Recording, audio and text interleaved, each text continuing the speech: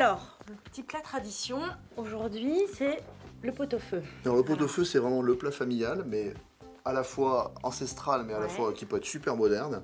Moi, ce que j'adore dans le pot-au-feu, c'est qu'on va le préparer, et puis dans 3 heures, il y a les potes et la famille qui arrivent, on met ça sur table. C'est-à-dire nous. C'est fini. L'envers, il nous tarde d'être dans 3 heures. C'est juste un petit peu long à cuire, ça reste une recette très simple. Ouais.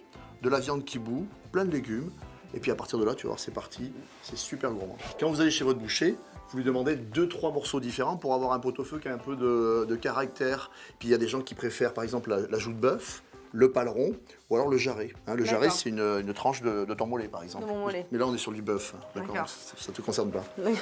Et puis, le petit os à moelle. Jeanne, la première opération, elle consiste à bien rincer la viande. D'accord, alors comment tu fais? Tu vois, c'est très simple, on va la tremper dans l'eau. Et jusqu'à qu'on enlève tout le sang. On n'hésite pas à vraiment la rincer à l'eau froide. Parce qu'en fait, l'idée, c'est d'enlever le maximum de sang pour avoir un bouillon super clair après. Regarde, Jeanne, la viande, elle a changé de couleur. Elle est plus blanche. Je l'ai vraiment bien rincée. On va le mettre dans de l'eau froide. Et on va porter à ébullition. Pendant qu'on porte à ébullition, on va éplucher tous nos légumes. Ah, je vais te faire bosser. C'est parti. On a plein de légumes. Alors, les grands légumes du pot-au-feu classiques. Vraiment indispensable. On a du céleri boule. D'accord. On a des navets. Alors, navet rouge ou navet jaune, rutabaga. Ou navet boule d'or, ce qu'on veut. Le poireau, c'est essentiel parce que ça va donner vraiment un goût sympa. Petit légume essentiel. Ça, il faut un petit peu aller sur les marchés, mais on commence à en trouver même un peu partout. Ça s'appelle le pané. Et ici, ça tu connais ou pas? Et le fameux oignon qu'on va clouter. D'accord? D'accord.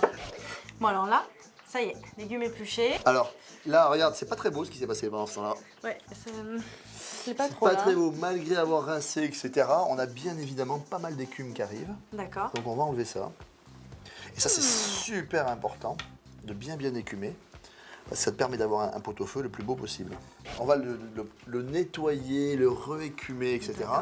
Et on va laisser cuire la viande à frémissement pendant une petite heure. On pré-cuit la viande. Donc tu vas couper en gros en deux les choses. Ah, carrément. Voilà. Les navets en deux, les poireaux, d'accord, nickel. Alors maintenant, il nous reste à clouter les oignons. Oui. Et tu sais pourquoi on cloute les oignons? Bah oui, c'est pour les récupérer à la fin, pour pas qu'on tombe sur un clou de girofle. Ouais, parce que je veux dire, tu tombes sur un clou de girofle dans un pot-au-feu, c'est un peu désagréable.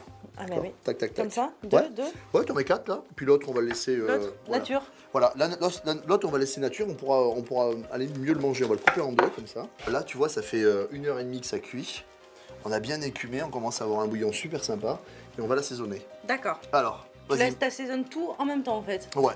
Alors, regarde, ici, je mets pas mal de gros sel. Ouais.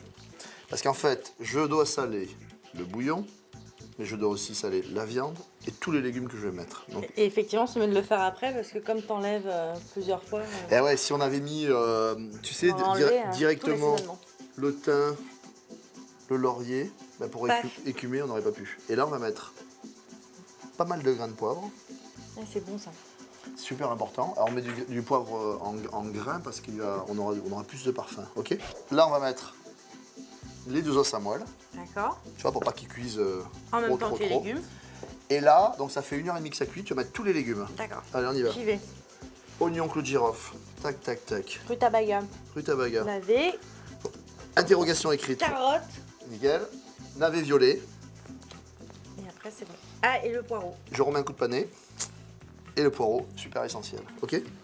En fait, il faut toujours que tu mettes plein de bouillon parce que ça va cuire encore 1h30. Et ça va s'évaporer gentiment.